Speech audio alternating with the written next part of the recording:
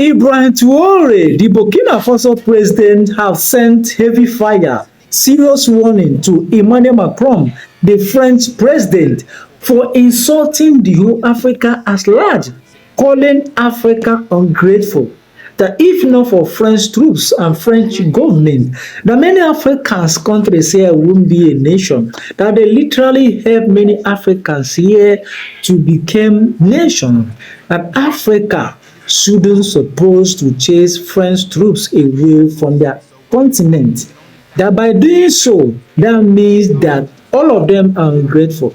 And Ibrahim Troare just replied him right away by saying this. I'm gonna play the video. You guys will watch what Ibrahim Troare said to Emmanuel Macron. Ibrahim Troare is the only African leader that have replied Emmanuel Macron from this statement he made. Quand je prends dernièrement les propos de Emmanuel Macron, when I recently consider Emmanuel Macron's remarks about Africa, every conscious African should therefore quickly understand everything he has told us and what it signifies. General Chiani recently spoke of a change in tactics or strategies of the French forces in Africa.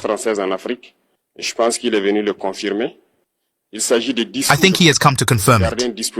It is about dissolving and keeping a core presence, and Emmanuel Macron said it so well that we can only thank him for this sincerity, even if some wanted to pull the wool over the eyes of their population.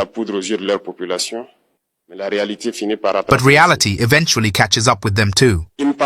They will not leave certain countries. They have simply dissolved the structure. You will no longer see them in bases, but in embassies, they will be there. They will form security companies to secure their companies that exist in these countries. But the soldiers will be there. But you will no longer see them in uniform gathered in bases. That's all it means. They will reorganize, but will be there. He spoke of politeness towards certain heads of state by giving them the priority of announcing the break or the departure of French forces. This matters little to us, one might say, but all we know is that if you want a break with these imperialist forces, it's simple. You denounce the agreements. Everything starts there. I think the example of Chad in any case is palpable. They started by denouncing the agreements. Otherwise, if the agreements are not denounced, just saying that the bases are leaving, we have done nothing, because the problem lies in the colonial defense agreements that have been signed since independence. The most dangerous thing is not what you see in the bases. The most dangerous thing is the military advisors. Military advisors exist in all these countries. They also existed in Burkina until 2022, until we took responsibility. And who are these military advisors? They are the ones who are supposed to implement France's policy here. They must work to make our armies very weak, so that France can always have the argument of existing here under the pretext of comparing us.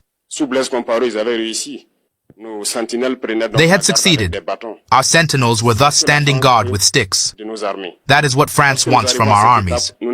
When we reach this stage, we have no choice but to want them to come and settle.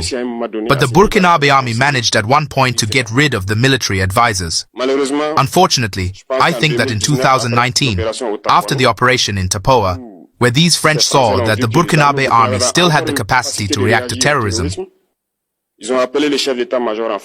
they called the chiefs of staff in France. They instructed them to reinstate the military advisors throughout the structure. Well, he did not accept, but upon returning to the country, the politicians instructed him to accept the military advisors, and that is where the military advisors returned to the Burkinabe army in 2019, with all the consequences that we know. The army was disappearing in the years 2020 to 2021, and moreover, this is the moment when many soldiers had to desert, because there was no more hope. We were collapsing. That's a little how they work at the general staff of the armies, in all the army general staffs, in the schools. It is they who are supposed to dictate the policy of our army. It is they who tell us how many to recruit, when to recruit, and what to do with them. They are in the schools to tell us how to train them, and so on. As long as these military advisors are there, you are not independent.